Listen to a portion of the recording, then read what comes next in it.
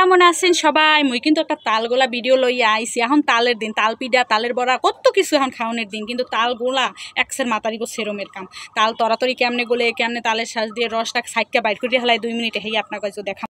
তালটা কিন্তু বেশ সুন্দরই আসলে। তাই তালটা আমি অনেক দেখে টেকে কিনে আনছি, যদিও জানি না মোর আসলে দেখায় ঠিক আছে কিনা, কিন্তু এখন ভাঙ্গে দেখতে পারুন কেমন। প্রথমে মই এই উপরের ছোলা ডুড়ে হেলাম, আগের তো এরকম দিয়ে লই। এরকম দিয়ে লইলে তাল কিন্তু মানে সহজেই খোসা টোসা ছাড়ান যায়। আপনারা এই খোসাটা ছাড়ানোর আগে এরকম একটু টাহাই লইবেন যদি তাল শক্ত থাকে। এতটাও শক্ত না, কিন্তু এরকম দিলে তাড়াতাড়ি এই যে দেখেন ফাইটে গেছে। বুঝছিস কিছু টেকনিক আছে, এরকম করলে ওই যে তাড়াতাড়ি। এখন এই ছোলাটা তো আস্তে আস্তে উড়িয়ে ফেলাইতে হবে। কি সুন্দর করে উঠে যাইতেছে না? আমি এটার মধ্যে ফালাই।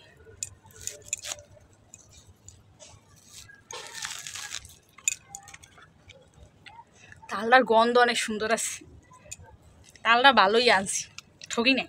তাল এই রুমের ভাঙ্গার সময় যে কি সুন্দর একটা গন্ধ বাইর হয়। মগো বাড়িতে এই দিনে যে কত তাল গাছের নিচে পড়ে থাকে। আর এই তালটা আমি কয়টা টাকা দিয়ে কিনছি জানেন? 60 টাকা দিয়ে, 1-2 টাকা না, 60 টাকা দিয়ে কিনছি। যেখানে মগো বাড়ি তাল খাওয়ান না মানুষ থাকে না, কিছু করার নাই। যেখানে যেরকম হ্যাঁ সেই রুমই থাকতে হইবে। তো আমি কি সুন্দর হয়ে চাইলে উড়েই হেলাইতেছি উপরের যে চামড়াটা সেইটা। আর মাঝখানে আমি একটু খাইয়াও দেখলাম যে তালটা আসলে মিডা নাকি জম্মের মিডা আসলে, বুঝছেন? মই এককালে ওই ঠগি নাই তালটা কিনে। ওই যে মই প্রথমেই টাহাই টুহাই ব্যাঙ্গা লইছিলাম না, সেইতে কিন্তু চামড়ার উড়ান খুবই ইজি হইয়া গেছিলে। মই 3 হাড়ি তালেরই চামড়া উড়াইয়ে ফেলাইছি। এখন সুন্দর মতো জল দিয়ে গোলা শুরু হয়ে দেবো। আপনারা কেউ মনে কিছু হরে এইরকম একখান বিশাল বান্ডে তাল গোলা শুরু হয়েছি হের লগে। আসলে মোর যে ভালো সাইজের গামলা গমলা হ্যাঁ সব মই প্যাকেট করে হেলাইছি। আপনারা তো জানেন সিলের সাইডে চলে যেতে আর বেশি দিন নাই, হের লগে গুছাই হেলাইতেছি। আপনাগুলোকে কথা কইতে কইতে মোর কিন্তু একাডি তাল গোলা হইয়াও গেছে। মই কিন্তু এখানে একটু একটু জল মিলাইয়ে লইতে আসলাম ওই বান্ডুক দিয়ে। আসলে বেশি জল দিলে একাল তাল পাতলা হয়ে যাবে, অল্প অল্প জল দিয়ে দিয়ে তালটা গুলিয়ে লইতে হবে। মোর 2 তাল গোলা হইয়া গেছে, এখন একাডি শুধু বাহি আছে।